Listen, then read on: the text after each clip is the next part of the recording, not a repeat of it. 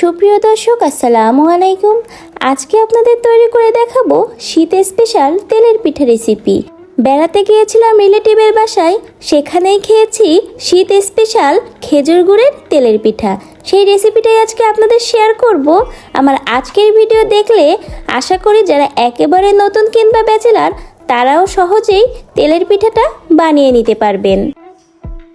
পিঠা বানানোর জন্য প্রথমেই আমি একটা প্যানে 1 মগ পরিমাণ সাদা পানি এবং 1 মগ পরিমাণ চালের গুঁড়া দিয়ে উষ্ণভাবে একটু পানি এবং চালের গুঁড়াটা গরম করে নিচ্ছি। যে মগ মেপে আপনারা পানি দিবেন ঠিক সেই মগ মেপেই কিন্তু চালের গুঁড়াটাও দিবেন। এর ভিতরে আমি খুবই অল্প একটু পরিমাণ লবণও দিচ্ছি। পিঠা বানাতে কিন্তু অবশ্যই লবণের স্বাদটা জরুরি। মিষ্টি জাতীয় খাবারে লবণের স্বাদটা না দিলে কিন্তু মিষ্টির স্বাদটাও ঠিক মতো আসে না। উষ্ণ গরম করে পানিটা নামিয়ে নিয়েছি। এখন এর ভিতরে 1 টেবিল স্পুনের অর্ধেক পরিমাণ আমি ময়দা অ্যাড করে দিচ্ছি। ময়দাটা দেওয়ার জন্য কিন্তু পিঠার ভিতরে একটা জালি জালি ভাব আসবে। খুব ভালো করে নাড়িয়ে চাড়িয়ে আমি মিশ্রণটা গুলিয়ে নিব।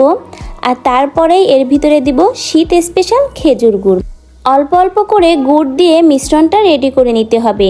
পিঠার মিষ্টি আপনারা যেমন পছন্দ করবেন সেটা বুঝেই কিন্তু এখানে খেজুর গুড়টা মিশিয়ে নেবেন।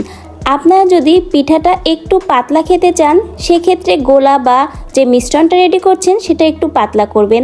আর যদি একটু মোটা করে খেতে চান তাহলে কিন্তু চালের গুঁড়াটা একটু বেশি করে অ্যাড করবেন, তাহলেই পিঠার ভিতরে একটু মোটা ভাব আসবে। নাড়িয়ে চাড়িয়ে ভালো করে পিঠার মিশ্রণটা রেডি করে নিচ্ছি।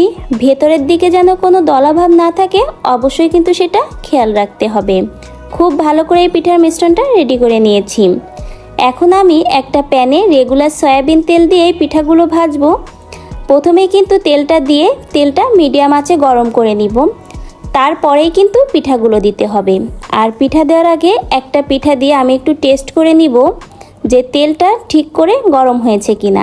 আমি এখানে পিঠাগুলো একটা প্যানে ভেজে নিচ্ছি। আপনাদের কাছে ছোট গোল কড়াই থাকলে সেই কড়াইতেই কিন্তু পিঠাগুলো ভেজে নিতে পারবেন, সেটাই কিন্তু বেশি ভালো হবে। একটা পিঠা দিয়ে আগে আমি চেক করে নিয়েছি, তারপরে কিন্তু আমি বাকি পিঠাটা দিয়েছি। আর পিঠাটা যখন দিবেন বা ভাজবেন তখন কিন্তু চুলার হিটটা মিডিয়ামে রাখবেন।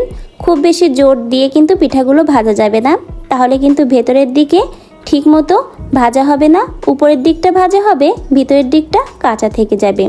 তো সবাই নিয়ে মিডিয়াম আঁচে রেখেই কিন্তু তেলের পিঠাগুলো ভাজতে হবে। অনেক সময় পিঠাটা ঠিকভাবে উঠতে চায় না, পিঠাটা লেগে যায়, তখন কিন্তু বুঝতে হবে আপনাদের পিঠার গুঁড়ার মিশ্রণটা ঠিকমতো হয়নি। সেক্ষেত্রে যদি খুব বেশি পাতলা হয়ে থাকে তখন আপনারা ওর ভিতরে আবারও চালের গুঁড়া অ্যাড করে নেবেন।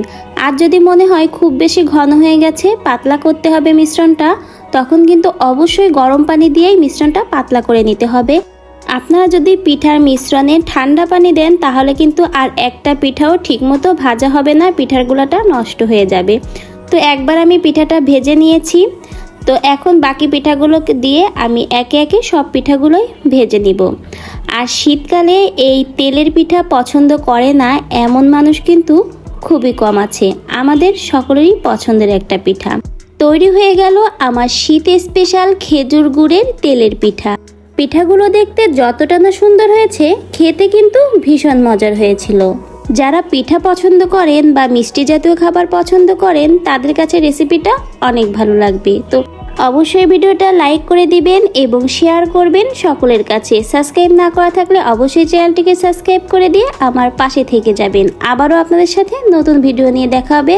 আজকের ভিডিও থেকে এখানেই বিদায় নিচ্ছি। সবাই অনেক অনেক ভালো থাকবেন।